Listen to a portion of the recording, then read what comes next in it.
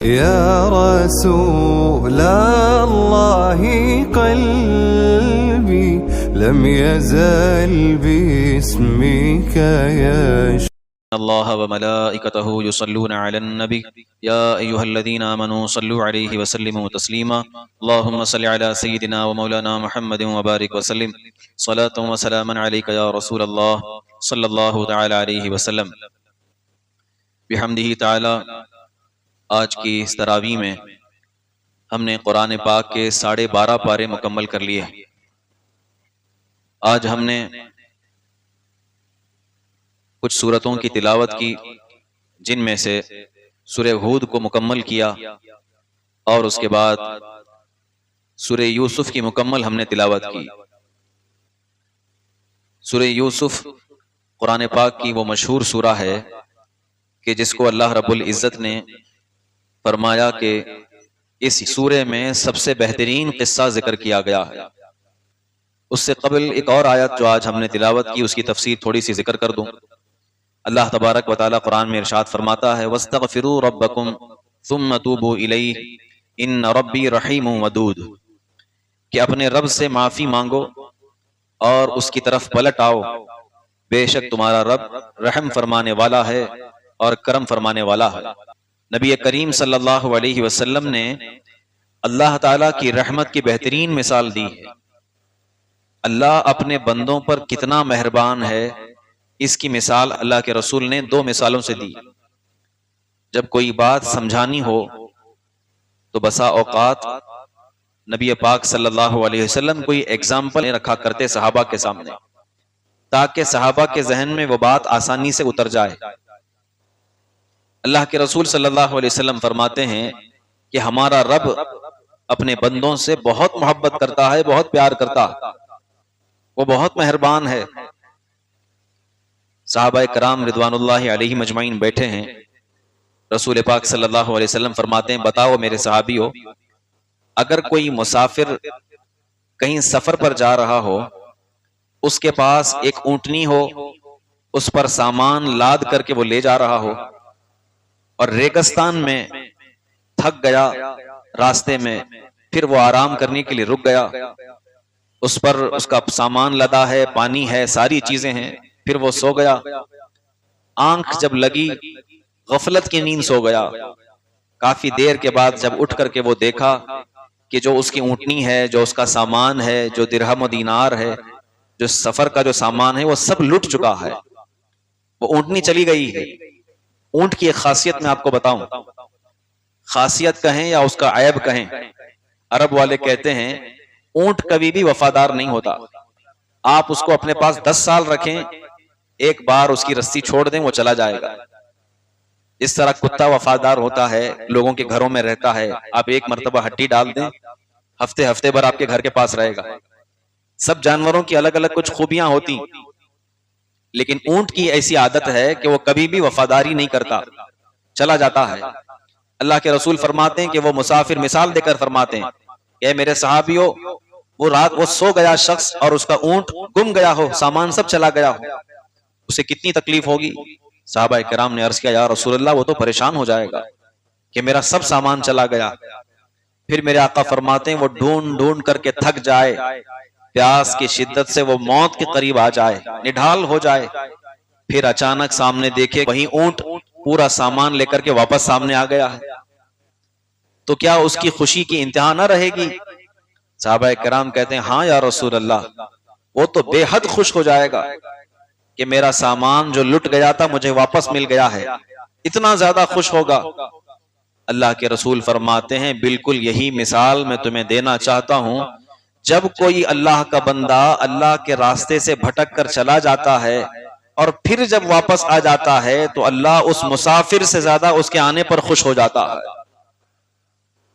अल्लाह को अपने बंदे इतने पसंद हैं कि उसकी बारगाह में जब आते हैं, सजदा करते हैं, सर झुकाते हैं, तो अल्लाह वो मुसाफिर कि जो अपने ऊंट के वापस आने पर जो खुश हो रहा था, उससे ज्यादा अल्लाह अपने बंदे से खुश हो जाता। ये पहली मिसाल है। दूसरी मिसाल जो रसूल पाक सल्लल्लाहु अलैहि वसल्लम ने जिक्र फरमाई, ये ग़ज़वा हुनैन की बात है। अभी पिछले तफसीरों में मैंने वाक़या हुनैन जिक्र किया कि जब मुसलमान गए थे और जंग में जो है काफिरों के जाल में फंस गए थे, फिर रसूल पाक ने मिट्टी डाली और मुसलमानों को अल्लाह ने फतह अता फरमाई। तो जब फतह नसीब हुई, रिवायत में मिलता है काफिरों की तरफ से बहुत सारे औरतें गिरफ्तार हुई थी। फौजियों को कैद किया जाता है तो उसमें जो कुछ उनके पास हो सब सामान ले लिया जाता। उसमें बहुत सारे बच्चे थे, बहुत सारी औरतें थी। मदीना सबको पकड़ कर लाया गया। उसमें से एक रिवायत उस दिन मैंने जिक्र नहीं किया था, एक खातून थी जिसको गिरफ्तार किया गया था। बात आई है तो जिक्र कर दूं। सारे कैदी चुपचाप लाइन में खड़े थे और कह रहे थे कि कितना हमें पैसा देना है और आजाद होना है, क्योंकि आजादी की सबील यही है कि कुछ टैक्स दे दो, कुछ पैसा दे दो और चले जाओ, या कोई जामिन आ जाए और वो लेकर चला जाए। लेकिन एक खातून ऐसी थी, वो अपने सिपाहियों को हटाकर कह रही थी, हटो, तुम्हारे मोहम्मद रसूलुल्लाह से मुझे बात करने दो। लोगों ने कहा ये कौन औरत है इतनी बुलंद आवाज में बात कर रही। अल्लाहु अकबर। लोगों ने आकर कहा या रसूलुल्लाह, एक औरत मिलना चाह रही और बड़ी हिम्मत से कह रही आपका नाम। हुजूर ने फरमाया उसे आने दो। जब वो खातून रसूल पाक की बारगाह में करीब आई, रसूल पाक मुस्कुरा उठे। उसने आकर कहा या रसूलुल्लाह अलैहिस्सलाम, ए मोहम्मद सल्लल्लाहु अलैहि वसल्लम, क्या आप मुझे नहीं पहचानते? रसूल पाक ने फरमाया मैं तुझे कैसे भूल सकता हूँ, तू मेरी रजाई माँ दाई हलीमा की बेटी है, मेरी रजाई बहन है, तेरा नाम सादिया है, तुझे कैसे भूल सकता हूँ? बचपन में तूने मुझे खिलाया है। ए मेरे सहाबियों, बिना किसी रकम के इसको बहिफाजत इसके घर तक पहुंचा करके वापस आओ। साहबा कराम ने पूरा सामान उनके हवाले किया और इज्जत के साथ ले गए और लेकर उनके खानदान तक पहुंचा कर आए। बहरहाल एक खातून ये थी। एक और खातून थी जिसका बच्चा जंग में गुम हो गया था। अल्लाह के रसूल उसकी मिसाल देते हैं, अल्लाह की रहमत की मिसाल देते हुए। साहबा कराम फरमाते हैं, हदीस में मिलता है कि जब जंग खत्म हो गई और कैदी लाए जा रहे थे, वो औरत अपने बच्चे को इस कदर पागलों की तरह ढूंढ रही थी कि आंखों से आंसू बह रहे हैं। माँ है, छोटा बच्चा गुम हो गया।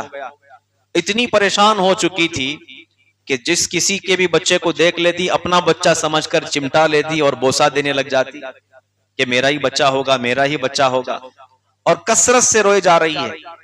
साहबा कराम खड़े होकर देख रहे हैं, रसूल पाक भी मुलाहिजा फरमा रहे हैं। इतने में रसूल पाक सल्लल्लाहु अलैहि वसल्लम अपने सहाबा से फरमाते हैं, क्या उस औरत को देख रहे हो? अपने बच्चे को तलाश कर रही है और हर किसी बच्चे को अपना बच्चा समझ रही है। क्या अगर, मेरे आका फरमाते हैं, क्या अगर उसका बच्चा अभी उसे मिल जाए तो क्या वो उसे आग में डालना पसंद करेगी? अल्लाह के रसूल सल्लल्लाहु अलैहि वसल्लम फरमाते हैं, अगर उसे बच्चा मिल जाए तो क्या वो अपने बच्चे को आग में डालना पसंद करेगी?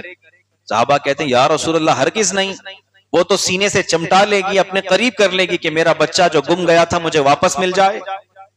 नबी पाक सल्लल्लाहु अलैहि वसल्लम फरमाते हैं, कसम खुदा की, मैं मोहम्मद कहता हूं, जब कोई भटका हुआ बंदा अल्लाह के पास दोबारा वापस आता है तो अल्लाह उस माँ से 70 गुना ज्यादा अपने बंदे से प्यार करता है और जहन्नम में नहीं डालता। अल्लाह तबारक व तआला 70 माओं से ज्यादा मोहब्बत फरमाता है। इसी हदीस का टुकड़ा है। यकीनन अल्लाह की रहमतें बहुत बड़ी हैं, इसीलिए तो कुरान में अल्लाह फरमाता है, इस्तगफिरू रब्बकुम सुम्मा तूबू इलैहि, अपने रब से मगफिरत चाहो फिर तौबा करो, इन्न रब्बी रहीमुन वदूद, बेशक अल्लाह तबारक व तआला रहम फरमाने वाला है, लुत्फ फरमाने वाला है। आज खुसूसियत के साथ जो तफसीर मुझे जिक्र करनी है वो हजरत यूसुफ अलैहिस्सलाम के मुताल्लिक। हजरत यूसुफ अलैहिस्सलाम के मुताल्लिक आप हर साल सुनते होंगे और हर साल कुरान में पढ़ा भी जाता है, लेकिन मैं आपको अपने तजुर्बे की बात बताऊं, मुझे तरावी सुनाते हुए तकरीबन 16 साल हो गए। ये मेरा 16वां साल है। 15 साल हो चुके हैं, 16वां चल रहा है।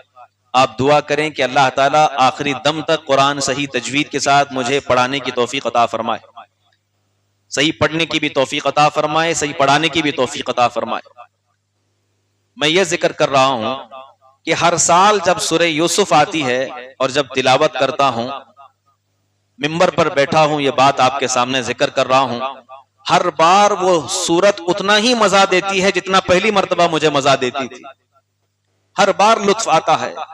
मैं एक मिसाल देकर के आपको बताता हूं। कोई नात आपको बहुत ज्यादा पसंद होगी बचपन से, आप बुढ़ापे तक उस नात के तर्ज नहीं भूलेंगे। जब भी वो नात गुनगुनाई जाएगी, वो अशार पढ़े जाएंगे, आपका दिल झूम जाएगा। ये तो इंसान के लिखे हुए कलाम हैं, नाते हैं। ये कुरान तो अल्लाह का लिखा हुआ है, अल्लाह का कलाम है। इसीलिए कभी भी इस सूरत से, बल्कि पूरे कुरान से इंसान कभी बोर नहीं होता। आप जितनी मर्तबा पढ़ेंगे फिर से पढ़ने का दिल करेगा, फिर से सुनने का दिल करेगा। बल्कि आप पढ़ करके देख लें उसका तर्जुमा, उसकी तफसीर और उसकी मानवियत। अल्लाहु अकबर। यही वजह है कि कुरान को कुरान कहा जाता है। तौरात, इंजील, जबूर इनके नाम अलग हैं, लेकिन कुरान का नाम किताबुल्लाह होना चाहिए था। किताबुल्लाह यानी अल्लाह की किताब, लेकिन इसको कुरान क्यों कहा जाता है? कुरान का डिक्शनरी में आप माना देखेंगे तो आपको मालूम होगा, कुरान का माना होता है सबसे ज्यादा पढ़ी जाने वाली किताब। ये मसदर है, बार बार पढ़ना, इसको कहते हैं अल कुरान। 1400 साल हो गए इस किताब को नाजिल हुए। दुनिया में कोई किताब आज तक ऐसी नहीं आई है जो इतनी लाखों की तादाद में छपी हो और लोग पढ़ते भी रहे हो, जिसके एडिशंस हर जगह पर हों, हर जगह जिसकी तबाअत की गई हो और लोग पढ़ते भी हों। सिवाय कुरान के दुनिया में कोई ऐसी किताब नहीं। यही वजह है क्योंकि इसलिए पढ़ते हैं, जब भी पढ़ो अल्लाह ताला उसमें और लुत्फ पैदा कर देता है, और मजा आने लगता है, और सुकून हासिल होने लगता है। अब सुने, रसूल पाक सल्लल्लाहु अलैहि वसल्लम को मक्का वालों ने आकर के पूछा, कहा कि ऐ मोहम्मद सल्लल्लाहु अलैहि वसल्लम, क्या आप यूसुफ के बारे में जानते? हजरत यूसुफ का पसे मंजर मैं आपके सामने जिक्र करता हूं कि ये सूरत क्यों नाजिल हुई, आखिर अल्लाह को ये वाकया क्यों बताना पड़ा, क्या जरूरत थी इसकी। यहूदियों ने मक्का के काफिरों को वरगलाया था और कहा था कि मोहम्मद सल्लल्लाहु अलैहि वसल्लम सच्चे नबी नहीं हैं। अगर सच्चे नबी होंगे तो जाना उनसे चुपके से यूसुफ अलैहिस्सलाम के बारे में पूछना, क्योंकि यूसुफ अलैहिस्सलाम के बारे में हमारी किताब तौरात में बिल्कुल तफसील से लिखा हुआ है। अगर मोहम्मद सच्चे होंगे तो खुद से बयान करेंगे, और अगर सच्चे नहीं होंगे तो किसी न किसी यहूदी को बुलाएंगे, उनके आलिम को बुलाएंगे, पूछेंगे, फिर बताएंगे। लिहाजा उन पर कड़ी निगरानी रखना, पहले सवाल करना फिर निगरानी रखना। अगर किसी से पूछते हुए वो पकड़े गए तो समझ जाना कि माअल्लाह वो नबी नहीं है। अल्लाहु अकबर। मक्का वाले खुश हो गए यहूदियों का मशवरा पाकर, हुजूर पाक सल्लल्लाहु अलैहि वसल्लम की बारगाह में आए, कहा कि ऐ मोहम्मद, आप दावा करते हो कि आप अल्लाह के नबी हो। रसूल पाक ने फरमाया, बेशक अल्लाह ने मुझे नबी बनाया, रसूल बना करके भेजा। कहा अगर आप नबी हैं तो फिर गैब की खबरें जानते हैं, क्योंकि अन नबियों का माना होता है गैब की खबरें बताने वाला। तो गैब की खबरें भी आप जानते हैं, तो बताइए फिर यूसुफ अलैहिस्सलाम कौन थे, उनका क्या मामला था। जब उन्होंने सवाल किया, अल्लाहु अकबर, कुरान कहता है उसी वक्त जिब्रील अमीन आयतें लेकर हाजिर हुए और वही उतरने लगी, और मेरे आका सल्लल्लाहु अलैहि वसल्लम की ज़बान पर सूरह यूसुफ जारी हो गई। आप पढ़ने लग गए। क्या है? अलिफ लाम रा तिल्क आयातुल किताबिल मुबीन इन्ना अंज़लनाहु कुरआनन अरबिय्यन लअल्लकुम ताक़िलून। अल्लाह फरमाता है सबसे पहली चीज, हमने इस कुरान को उतारा है ताकि लोगों को अकल आ जाए, समझ आ जाए। एक तरफ मक्का वाले पूछ रहे हैं, दूसरी तरफ अल्लाह फरमाता है हमने इसलिए नाजिल किया ताकि इनको समझ आ जाए। और फिर आगे अल्लाह फरमाता है नहनु नक़ुस्सु अलैका अहसनल क़सस। ए महबूब, ये काफिर आपसे सवाल करते हैं, मैं रब तुम्हें सबसे बेहतरीन किस्सा सुनाता हूं। अहसनल क़सस क्या है? इज़ क़ाल लिअबीहि या अबति इन्नी रअयतु अहद अशर कौकबन वश्शम्स वल क़मर रअयतुहुम ली साजिदीन। अगर मैं सिर्फ आयतों का तर्जुमा करने लग जाऊं तो वो पूरा वाक़या आपके जहन में उतर जाएगा। तफसीर में न भी जाते हुए अल्लाह ने इतनी तफसील के साथ इस वाक़े को जिक्र किया, इतनी तफसील के साथ कोई और वाक़या कुरान में नहीं आया। और उसकी एक वजह है जो मैं आखिर में जिक्र करूंगा। अल्लाह के रसूल सल्लल्लाहु अलैहि वसल्लम चूंकि मक्की हैं, आप मक्का में पैदा हुए, और ये सूरत नाजिल फरमाकर अल्लाह तबारक व तआला को यह बतलाना मकसूद था कि ए महबूब, हजरत यूसुफ के बारे में ये पूछ रहे हैं, एक जवाब तो ये हो जाए, दूसरा जवाब ये है कि यूसुफ अलैहिस्सलाम और नबी पाक सल्लल्लाहु अलैहि वसल्लम आपकी जिंदगी बहुत मुमासिल है, बहुत सेम है बहुत सारे मामलात में। कैसे? इस तरह कि यूसुफ अलैहिस्सलाम को उनके भाइयों ने कैद में डाल दिया था, कुएं में डाल दिया था, कत्ल की साजिश की थी। इसी तरह मक्का के रहने वाले आपके खानदान वालों ने भी रसूल पाक को तकलीफ देने की कोशिश की थी। यूसुफ अलैहिस्सलाम को उनके भाइयों ने, उनके रिश्तेदारों ने शहर बदर कर दिया, बाहर निकाल दिया था। इसी तरह मक्का वालों ने भी रसूल पाक सल्लल्लाहु अलैहि वसल्लम को मक्का से बाहर जाने पर मजबूर किया था। अल्लाह तबारक व तआला ने यूसुफ अलैहिस्सलाम को बहुत बड़ा मकाम और मर्तबा अता फरमाया और फिर अजीज मिस्र के ओहदे पर आप गए। इसी तरह अल्लाह ताला ने रसूल पाक को भी मदीने का हाकिम बनाया, बल्कि कायनात का हाकिम बना दिया। और यूसुफ अलैहिस्सलाम ने भी अपने दोस्तों, अपने भाइयों को बिना किसी चीज के माफ कर दिया। इसी तरह फतेह मक्का पर रसूल पाक ने भी सारे रिश्तेदारों को यूं ही माफ कर दिया। काफी सिमिलैरिटीज हैं दोनों में, इसीलिए अल्लाह ने ये सूरत नाजिल फरमाई ताकि मक्का वालों को अकल आ जाए। क्या चीज थी? यूसुफ अलैहिस्सलाम कौन थे? मैं मुख्तसरन जिक्र करता हूं। हजरत यूसुफ अलैहिस्सलाम हजरत इब्राहीम अलैहिस्सलाम के बड़ पोते हैं। हजरत इब्राहीम अलैहिस्सलाम के बेटे हजरत इसहाक अलैहिस्सलाम, हजरत इसहाक के बेटे याकूब अलैहिस्सलाम, हजरत याकूब अलैहिस्सलाम के सगे बेटे हजरत यूसुफ अलैहिस्सलाम।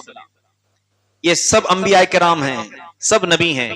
नबी इब्ने नबी इब्ने नबी इब्ने नबी, अंबिया का खानदान है। और रसूल पाक का खानदान भी ऊपर जाकर इब्राहीम अलैहिस्सलाम से ही मिलता है। हजरत इब्राहीम अलैहिस्सलाम के दो बेटे थे, एक बेटे इस्माईल अलैहिस्सलाम, एक बेटे इसहाक अलैहिस्सलाम।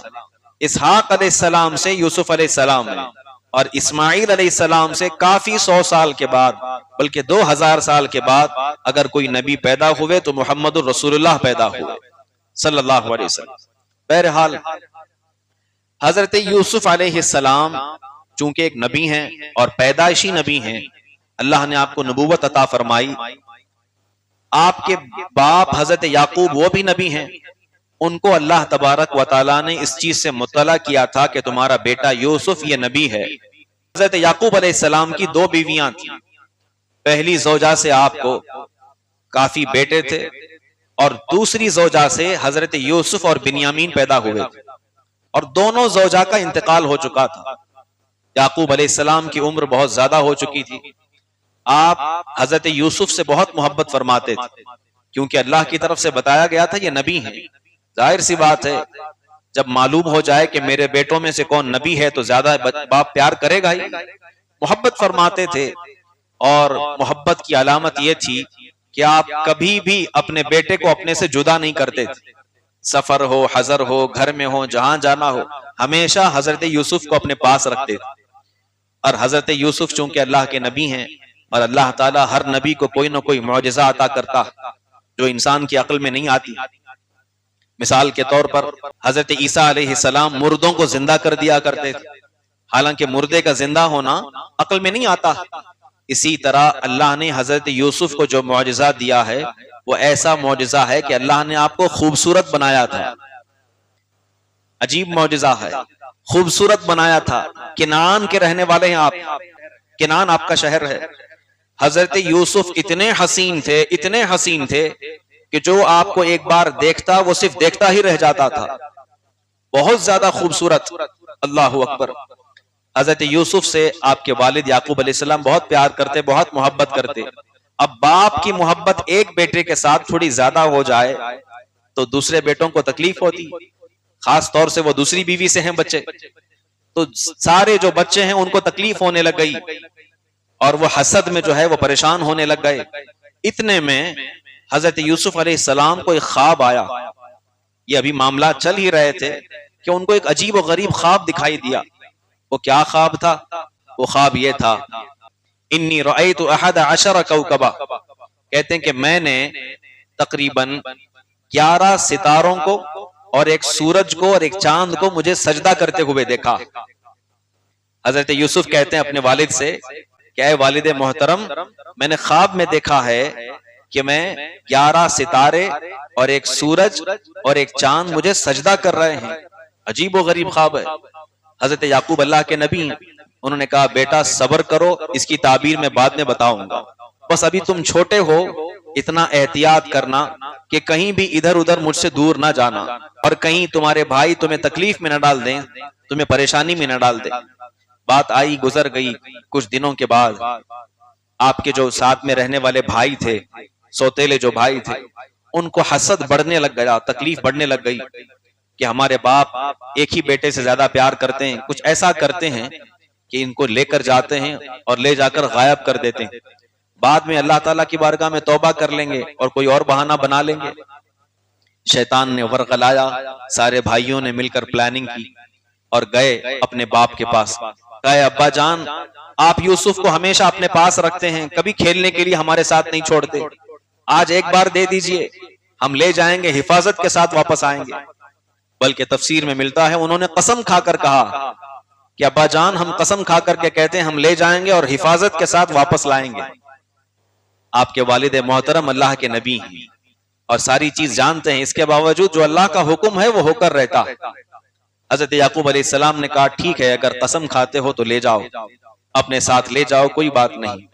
सारे भाई ले गए, खिलाने बहाने काफी दूर शहर के बाहर ले गए। ले जाकर हजरत यूसुफ का जुब्बा कुर्ता जो है उतार लिया और एक कुएं के अंदर आपको धकेल दिया। वो कुआं इतना तारीक था, इतना कि दिन के वक्त में उसमें अंधेरा छाया हुआ था, काफी गहरा, और उस कुर्ते को किसी एक जानवर बकरी का खून लगा करके वापस ले आए। कुरान कहता है वजाउ अला कमीसिही बिदमिन कदिब क़ाल बल सव्वलत लकुम अनफुसुकुम अमरा। वो आए, रोते हुए आए अपने बाप के पास। हजरत याकूब अलैहिस्सलाम ने कहा कहाँ है यूसुफ? रोते हुए कहने लग गए हमसे बहुत बड़ी गलती हो गई, बहुत बड़ी खता हो गई, हम खेल रहे थे कि जंगल से एक भेड़िया आया और उस बच्चे को खा लिया। अल्लाह अकबर, यूसुफ को खा गया, हम क्या करें, हम बड़े भाई हैं। झूठ बोल रहे थे, हालांकि अल्लाह के नबी जानते थे। बहरहाल हजरत याकूब अलैहिस्सलाम ने कहा ये क्या चीज है? वो कहने लगे कि ये देखो उसका कुर्ता हमारे पास है, जब भेड़िया उसे फाड़ रहा था हमने कुर्ता जो है खींच करके निकाल लिया। हजरत याकूब अलैहिस्सलाम ने वो कुर्ता हाथ में लेकर देखा, उस पर कहीं पर भी फटने के निशान नहीं थे। अगर भेड़िया फाड़ता तो दांतों के निशान होते, फटने के निशान होते, कोई निशान नहीं। समझ में बात आ गई कि ये झूठ बोल रहे हैं और आपने फरमाया अल्लाह का खौफ करो। लेकिन भाई कहने लगे कि हम कसम खाते हैं, हम सही कह रहे हैं, हमसे गलती हो गई और भेड़िए ने खा लिया है। वो ये चाह रहे थे कि हमारे बाप हमसे मोहब्बत करें, यूसुफ से ना करें, नबी की मोहब्बत थी। बहरहाल हजरत यूसुफ अलैहिस्सलाम को कुएं में फेंका गया। यहाँ रुक करके मैं एक हदीस आपके सामने जिक्र करता हूँ। हजरत जिब्राइल के मुतालिक हदीस है कि अल्लाह ने हजरत जिब्राइल से पूछा या रसूल पाक सल्लल्लाहु अलैहि वसल्लम ने पूछा, रिवायतें हैं कि जिब्राइल तुम सालों से आसमान से जमीन पर आते रहे हो हर नबी के पास आयतें लेकर, क्या कभी तुम बिल्कुल तेजी के साथ जमीन पर आए? क्या कभी तेजी के साथ आप आए हैं? हजरत जिब्राइल ने अर्ज किया कि मैंने 2 मरतबा सबसे तेजी के साथ जमीन का सफर किया। कब कब? पहली मरतबा जब हजरत यूसुफ के भाइयों ने उनको कुएं में फेंक दिया था, हजरत यूसुफ कुएं में गिरने से पहले जिब्राइल अमीन आए और अपना पर बिछा करके उनको बिठा लिया और हिफाजत के साथ कुएं के एक पत्थर पर आपको अंदर बिठा दिया, हिफाजत के साथ आप बैठे रहे। और दूसरी मरतबा हजरत जिब्राइल कहते हैं मैं तेजी के साथ उस वक्त आया जब हजरत इब्राहिम को लोगों ने पकड़कर आग में डाल दिया था। आपके आग में पहुंचने से पहले पहले जिब्राइल सिदरतुल मुंतहा से जमीन पर आ गए और आकर कहा ए इब्राहिम, है कोई ख्वाहिश तो बताओ, क्या तुम्हें बचा लूं? इब्राहिम ने कहा इतनी तेजी के साथ आए हो, तुम्हारी ख्वाहिश मुझे नहीं है, जिसने तुम्हें भेजा है वो जानता है मेरी मुराद क्या है, अल्लाह ताला जानता है मेरी मुराद क्या है। और आपने मदद नहीं ली, अल्लाह तबारक व तआला ने उस आग को गुले गुलजार बना दिया। आगे आने वाली तफसीरों में सूरह इब्राहिम आएगी तो उसकी तफसीर में तफसीलन जिक्र करूंगा। बहरहाल हजरत यूसुफ अलैहिस्सलाम उस कुएं के अंदर गए और हिफाजत के साथ उस जगह पर बैठे रहे। कुछ देर गुजरी या कुछ घंटे गुजरे, वहां से एक काफिला गुजर रहा था, उनको पानी की प्यास लगी। उन्होंने सोचा कि यहाँ कुआं नजर आ रहा है, इसमें हम डोल डालते हैं, रस्सी डालकर थोड़ा पानी निकाल लेंगे। उन्होंने रस्सी में एक डोल बांधा, डोल कहते हैं बकेट को, और उस कुएं के अंदर डाला और जब खींचने लगे तो वो वजनी नजर आया। जैसे ही निकाल करके देखा तो पानी तो नहीं निकला, लेकिन एक खूबसूरत बच्चा बाहर आ गया। हजरत यूसुफ अलैहिस्सलाम बाहर आए, वो सारे काफिले वाले हैरान रह गए कि इससे कबल हमने इतना हसीन बच्चा कभी नहीं देखा है, इतना खूबसूरत। ख्याल आया कि इस बच्चे को ले जाते हैं और बड़ी अच्छी कीमत में बेच देते हैं। उस जमाने में इंसानों को बेचा जाता था और इंसान एक माल की तरह ट्रीट किया जाता था। वो काफिला इत्तेफाक से किनान से इजिप्ट जा रहा था, मिस्र की तरफ। पूरा काफिला उठा और हजरत यूसुफ अलैहिस्सलाम छोटे बच्चे हैं, उनको उठाकर ले गए, मिस्र के बाजार में ले गए। मिस्र के बाजार में ले जाकर बोली लगाने लग गए। बड़ा तफसीली वाकया है, मैं उसकी तफसील की तरफ नहीं जा रहा हूं। बाजार में जब गए और कहा कि इस गुलाम को कोई खरीदेगा, और शुरुआत में सुबह के वक्त में बहुत कम उसकी कीमत रखी गई थी, कुछ दीनार, कि कोई आए इतने दीनार दे और चला जाए। लेकिन जो कोई आ रहा था वो कह रहा था मैं डबल दूंगा, ये बच्चा मुझे दे दो, ये गुलाम मुझे दे दो, मैं अपने पास रखूंगा नौकर के तौर पर। कीमत बढ़ने लगी, बढ़ने लगी, बढ़ने लगी। काफिले का जो सरदार था वो समझ गया ये बच्चा कमाई के लिए अच्छी चीज है, लिहाजा मोटी रकम हासिल करना पड़ेगा, ऐसे छोटी मोटी चीजों पे मैं सर्फ नहीं करूंगा। अब बात बढ़ती चली गई। उसने कहा आज नहीं बेचूंगा, कल के दिन बेचूंगा। फिर कल के दिन और बड़े बड़े लोग आए, सरवतमंद अमीर लोग, कहने लगे हमारी इतनी जायदाद ले लो, इतनी जायदाद ले लो, इतना पैसा ले लो। उसने कहा नहीं, और चाहिए, और चाहिए। हत्ता के शाही खानदान तक बात पहुंच गई और अजीज मिस्र जो था उसकी तरफ से पैगाम आया कि मैं इस बच्चे को खरीदूंगा, बताओ क्या कीमत चाहिए। अल्लाहु अकबर। सरदार काफिला ने मुंह मांगी कीमत मांगी और कहा कि मुझे इतना इतना चाहिए। अजीज मिस्र की तरफ से दिया गया और यूसुफ अलैहिस्सलाम हिफाजत के साथ शाही महल में पहुंच गए। कुरान कहता है वकज़ालिक मक्कन्ना लियूसुफ फिल अर्द वलिनुअल्लिमहु मिन तअवीलिल अहादीस। इस तरह हमने कुएं से निकालकर सीधे यूसुफ को शाही महल के अंदर पहुंचा दिया। भाई तो ये समझ रहे थे कि हमने मार डाला है, कत्ल करके आए हैं, लेकिन अल्लाह ने कुएं से निकाला और शाही महल में जो है जलवा अफरोज फरमाया। हजरत यूसुफ अलैहिस्सलाम महल के अंदर अब मौजूद हैं और अजीज मिस्र ने उनको गुलाम बनाया हुआ है, नौकर बनाया हुआ। उनके यहाँ नौकर बना करके रखा है कि ये मेरा गुलाम है, खरीदा हुआ इंसान है। अजीज मिस्र बहुत मोहब्बत करने लगा था और उसकी एक बीवी थी जिसका नाम था जुलेखा।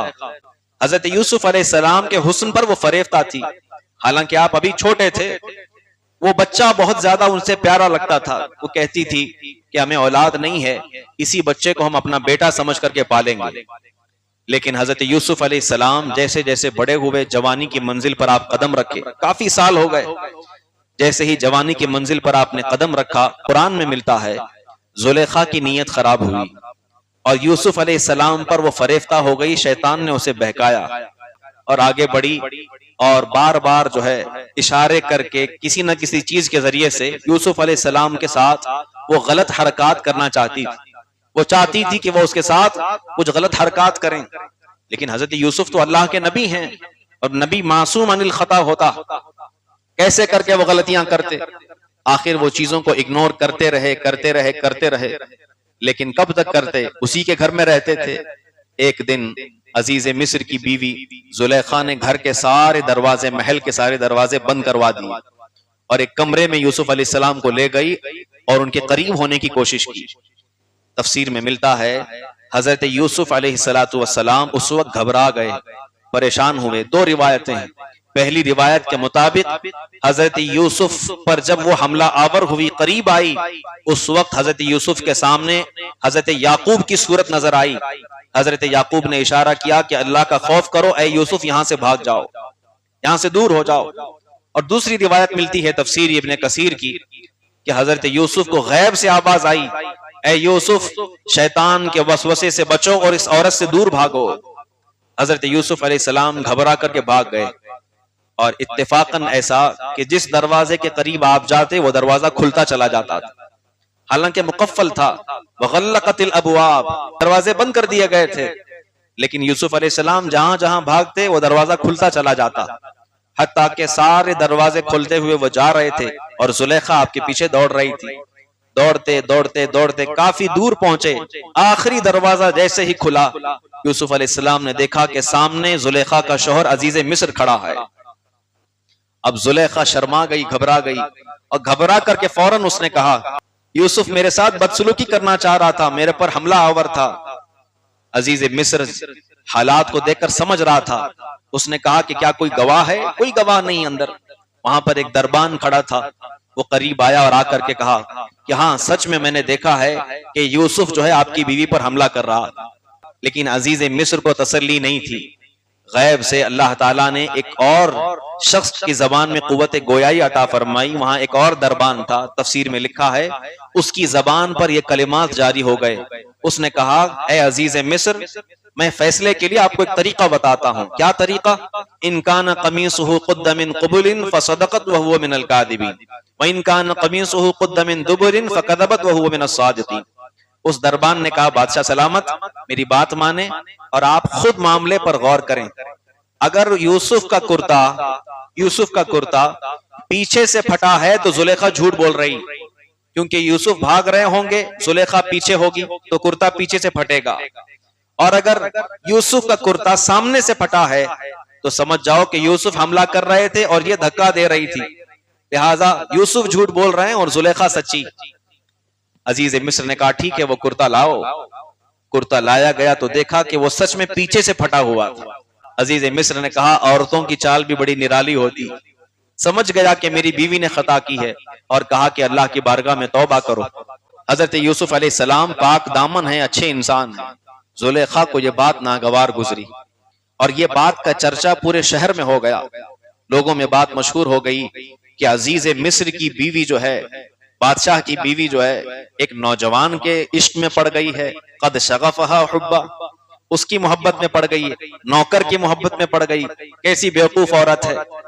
जब उसने वो बात सुनी, उसने कहा कि मैं लोगों को बताऊं कि यूसुफ का हुस्न क्या चीज है, यूसुफ की खूबसूरती क्या है। फलम्मा समिअत बिमक्रिहिन अरसलत इलैहिन व अअतदत लहुन्न मुत्तका। उसने कहा, ठीक है, लोग मेरे बारे में कहते हैं कि मैं यूसुफ की मोहब्बत में पागल हो गई हूं, मैं उन सबको दावत देती हूँ। उसने सबके घरों पर एक खत भिजवाया और कहा कि आज रात हमारे घर पे दावत है, महल में सबको दावत है। जो बड़ी बड़ी रईस खातून थी, बड़ी बड़ी अमीर कबीर शख्स मर्दों की जो औरतें थी, कहा कि सबको दावत है। वो औरतें पहुंची। कुरान कहता है सबको बुलाया गया और खाना होने के बाद एक जगह पर बिठाया गया। और उसके बाद जुलेखा ने क्या किया? जुलेखा ने कहा, हर एक के हाथ में एक चाकू दे दिया और एक फल दे दिया। बाज रिवायतों में लीमू मिलता कि वो दे दिया। वआतत कुल्ल वाहिदतिन मिनहुन्न सिक्कीना, सिक्कीन यानी चाकू दी गई। कुरान कहता सारी औरतों ने कहा, ये क्या बात है, दावत पे बुलाया और चाकू हाथ में दी जा रही और फल दिया जा रहा है। कहा, रखो अपने पास, जब मैं कहूंगी इसे काटो तभी काटना। तो ने कहा, ठीक है। कुछ देर के बाद हजरत यूसुफ को नए कपड़े पहनाकर ज़ेबतन करके जुलेखा ने कहा, बस एक बार इनके सामने से गुजर जाओ, इन औरतों के सामने से गुजर जाओ। हजरत यूसुफ अलैहिस्सलाम चूंकि उस वक्त गुलाम थे, बात माननी थी। अजीज मिस्र की बीवी कह रही, आप कपड़े ज़ेबतन फरमाए और उन औरतों के सामने जैसे ही सामने तशरीफ लाए, जुलेखा ने कहा, ए औरतों, अब अपनी छुरी चलाने का टाइम आ गया है। जो तुम्हारे हाथ में फल है उसको काटो, लीमू या फल है उसको काटो। सारी औरतों ने वो फल काट लिया। यूसुफ अलैहिस्सलाम वहां से गुजर गए। गुजरने के बाद उन औरतों को एहसास हुआ कि फल नहीं, उनकी चारों उंगलियां कट गई। वक़त्तअना ऐदियहुन्न, कुरान कहता है, कुरान की बात झूठी नहीं हो सकती। वक़त्तअना ऐदियहुन्न, उन्होंने अपने हाथ काट लिए, उनको एहसास तक नहीं हुआ। अल्लाहु अकबर। तब जुलेखा ने कहा, अब तुम्हें समझ में आ रही होगी मेरी बात कि मैं यूसुफ की मोहब्बत में क्यों पागल हो गई, क्योंकि यूसुफ इतना खूबसूरत इंसान है। इसके आगे की तफसीर इंशाअल्लाह कल जिक्र करूंगा। यहां पर रुक करके मैं एक बात बताऊं कि औरतों को एहसास कैसे नहीं हुआ। हालांकि हमारे बदन पर मच्छर भी बैठता है तो हमें मालूम हो जाता कि हमारे बदन पर एक मक्खी बैठी है, मच्छर बैठा है, काट रहा है और वहां से खून चूस रहा है, हमें तकलीफ होती। औरतों को एहसास तक नहीं हुआ कि उंगलियां कट गईं। इससे मालूम हुआ कि जब कोई इंसान किसी के मोहब्बत में पागल हो जाता है, किसी के हुस्न पर दीवाना हो जाता है, तो दीवानगी में इतना गुम हो जाता है कि खुद का ख्याल नहीं रहता, खुद का ख्याल नहीं रहता। बिल्कुल यही चीज एक शहीद के मुतालिक मेरे आका ने बयान फरमाई कि क्या जो बंदा अल्लाह की राह में शहीद होता है, जब उसकी गर्दन कट रही होती है उसे दर्द होता है? बिल्कुल नहीं। मेरे आका फरमाते हैं जब शहीद हो रहा होता है उसे कोई तकलीफ नहीं होती, बल्कि उसके खून का कतरा जमीन पर गिरने से पहले उसे अल्लाह ताला जन्नत में उसका मकाम दिखा देता है। बल्कि बाज रिवायतों में मिलता है जब वो शहीद हो रहा होता है उसकी मौत से पहले वो अपनी आंखों से अल्लाह का दीदार कर लेता है। जब यूसुफ को देखकर लोग अपनी उंगलियां काटने का एहसास नहीं कर पाते, तो शहीद अल्लाह का दीदार करते हुए अपनी गर्दन कटाने से कैसे हिचकिचाएगा? वो तो चाहेगा कि एक गर्दन क्या 1000 गर्दनें हो, चाहे तो काट दो, मगर मुझे अल्लाह का दीदार यूं ही कर लेने दो। यही वजह है कि मुसलमान शहादत शौक से कबूल करता है, जाम शहादत शौक से कबूल करता है, क्योंकि इसके नजरिए में अल्लाह तबारक व तआला ने वो चीज रख दिया है। बहरहाल इसके बाद की तफसीर इंशाअल्लाह मैं कल जिक्र करूंगा कि हजरत यूसुफ अलैहिस्सलाम के मुतालिक आगे के वाकयात क्या हुए। अल्लाह ताला से दुआ है अल्लाह हमें कहने सुनने से ज्यादा अमल करने की तौफीक रफीक अता फरमाए, हम तमाम को कुरान की चीजों से इबरत हासिल करने की तौफीक अता फरमाए, ईमान और सुन्नियत पर कायम दायम रखे, उसी पर हम सब का खात्मा बिल खैर फरमाए। व आखिरु दअवाना अनिल हम्दुलिल्लाहि रब्बिल आलमीन। अस्सलामु अलैकुम व रहमतुल्लाहि व बरकातुहू।